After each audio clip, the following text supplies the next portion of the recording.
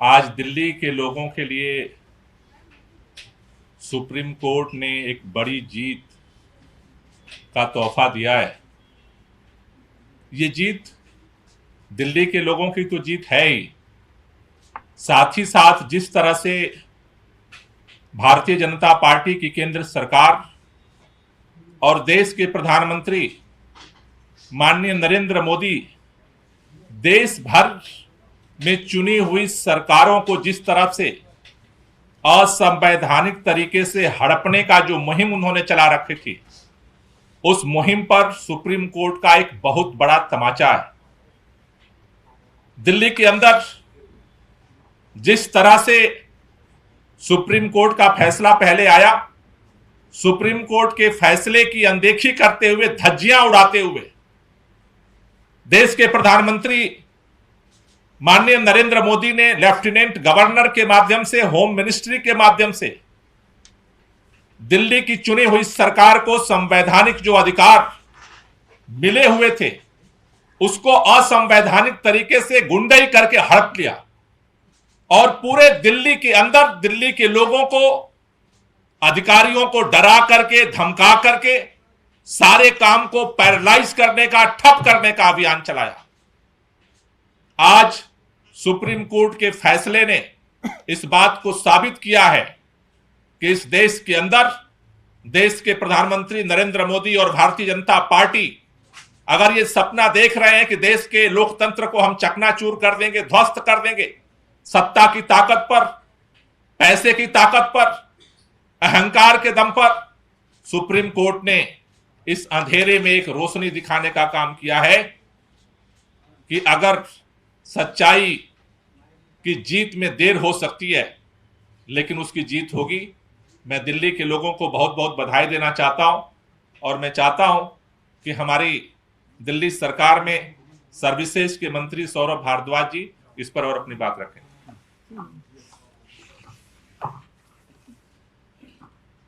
मुझे ऐसा लगता है कि आज करीब 9 साल लंबी दिल्ली के लोगों की लड़ाई, जो सन 2014 से दिल्ली के मुख्यमंत्री अरविंद केजरीवाल लड़ रहे थे, आज दिल्ली की जनता की वो लड़ाई दिल्ली की जनता जीत गई है। और मुझे लगता है कि आज अगर इस पूरी लड़ाई के अंदर एक बात स्थापित हुई है तो वो ये बात है कि देश के अंदर एक इंस्टीट्यूशन ऐसा है, जब जब देश के ऊपर विपत्ति आएगी, जब जब देश के अंदर कॉन्स्टिट्यूशन को ताक पे रखा जाएगा, ये इंस्टीट्यूशन खड़ा होके देश के अंदर व्यवस्था को ठीक करेगा। और वो इंस्टीट्यूशन है देश की न्यायपालिका, और देश की सबसे बड़ी न्यायपालिका माननीय उच्चतम न्यायालय, सुप्रीम कोर्ट। आज सुप्रीम कोर्ट ने जो ऐतिहासिक फैसला दिया है, मुझे लगता है आज के माहौल में सदियों तक सुप्रीम कोर्ट के इस फैसले को याद रखा जाएगा। हम जब छोटे थे तो फिल्मों में देखते थे अमिताभ बच्चन पुलिस इंस्पेक्टर बनते थे, तो छोटे छोटे बच्चे हम सोचते थे नहीं, बड़े होके पुलिस इंस्पेक्टर बनना है, क्योंकि फिल्म में देखा हमने अमिताभ बच्चन फिल्म इंस्पेक्टर थे। बड़े हुए देखा किसी फिल्म में एक दूसरे अभिनेता डॉक्टर थे, तो लगा नहीं, बड़े होके डॉक्टर बनना है। और सब बच्चे छोटे छोटे जो उन फिल्मों को देखते थे कहते थे डॉक्टर बनना है। एक फिल्म में अभिनेता वकील बने, बच्चों को लगा नहीं नहीं, काम तो वकील का होना चाहिए, इससे देश को बदला जा सकता है। आज मुझे लगता है देश का एक एक बच्चा जो जुडिशरी की समझ रखता है और देश के हालातों की समझ रखता है, वो कहेगा देश में अगर कोई हीरो है तो चीफ जस्टिस चंद्रचूड़ साहब हैं, और कहेंगे नहीं, अब तो जज बनना है। मुझे लगता है वो दिन दूर नहीं जब फिल्मों में जज की भूमिका के अंदर नायक नजर आएंगे। आज देश को एक बहुत बड़े नायक के रूप में चीफ जस्टिस चंद्रचूड़ जी मिले हैं और मैं दिल्ली की जनता की तरफ से उनका बहुत बहुत धन्यवाद करूंगा। बेंच के अंदर जो पांचों न्यायाधीश हैं, उन पांचों न्यायाधीशों का हम लोग दिल्ली की जनता की तरफ से धन्यवाद करेंगे। मुझे लगता है आज दिल्ली की जनता सुप्रीम कोर्ट के आगे नतमस्तक है और ये जो हक दिल्ली की जनता का केंद्र ने छीना था, वो हक आज वापस मिला है। और ये कहना गलत नहीं होगा कि केंद्र की मोदी सरकार को ये एक जबरदस्त तमाचा है और उनको दिल्ली की जनता का हक चोरी करने के लिए, झूठ फरेब से लूटने के लिए आज एक बहुत करारी सजा मिली है और मैं दोबारा से सुप्रीम कोर्ट का धन्यवाद करूंगा। पकड़ लेते हैं।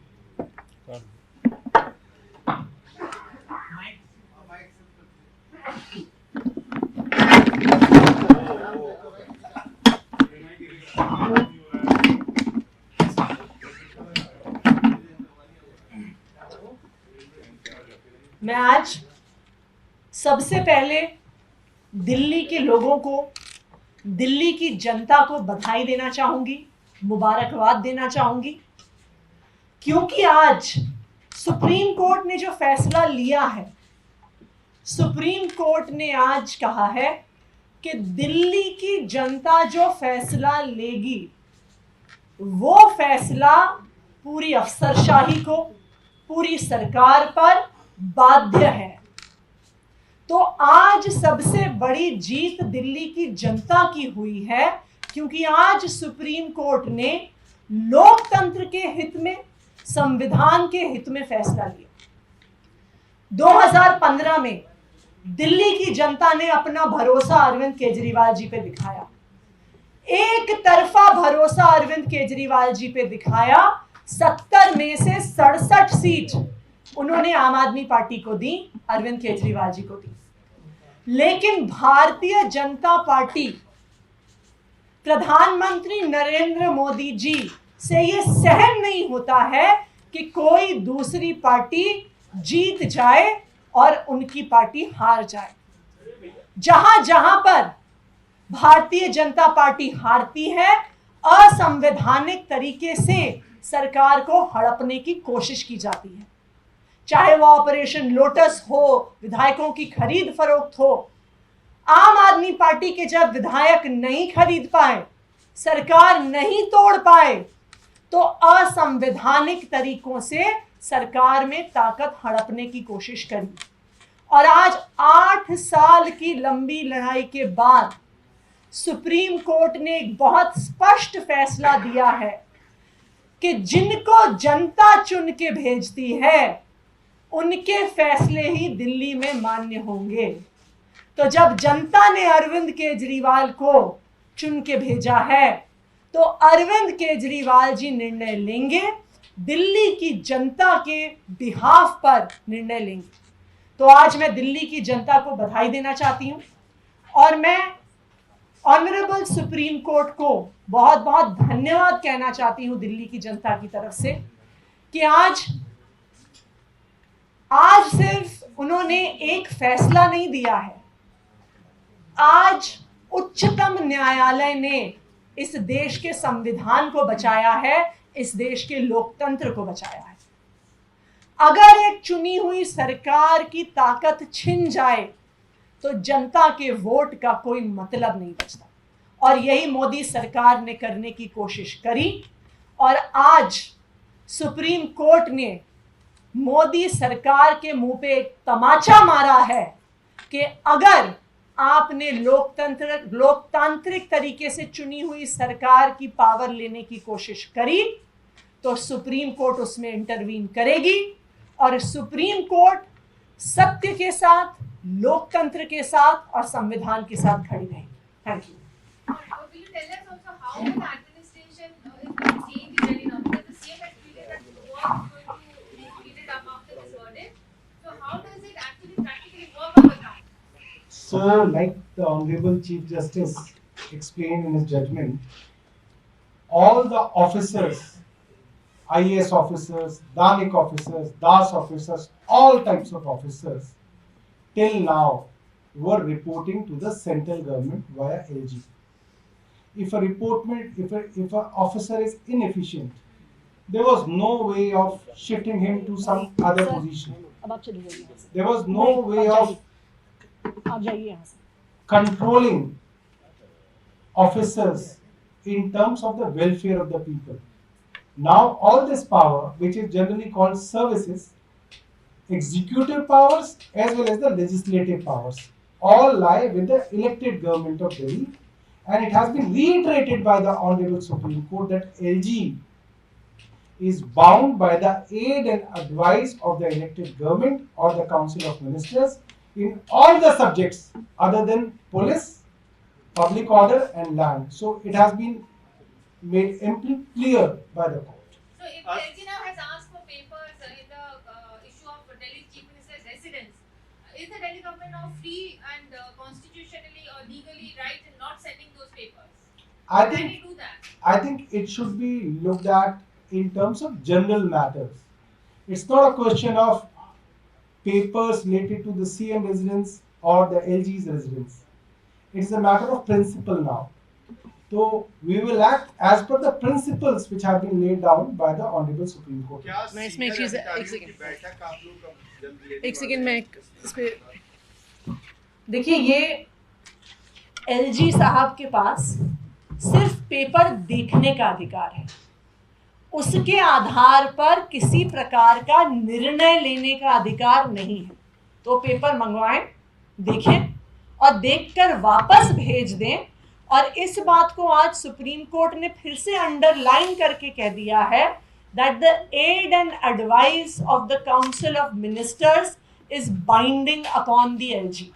तो ये बिल्कुल स्पष्ट कर देता है कि लैंड, लॉ एंड ऑर्डर और पुलिस को छोड़कर हर मैटर पर दिल्ली की चुनी हुई सरकार के निर्णय माननीय लेफ्टिनेंट गवर्नर साहब पर मानने की बाध्यता है। और ओके। मीटिंग क्या आज बुलाई जा रही है आजकल में अभी मंत्रियों की बैठक मुख्यमंत्री जी ने 2 बजे बुलाई है सचिवालय में, और उस बैठक में डिस्कस करके आगे की रणनीति जो है हम लोग तय करेंगे। Okay, thank you.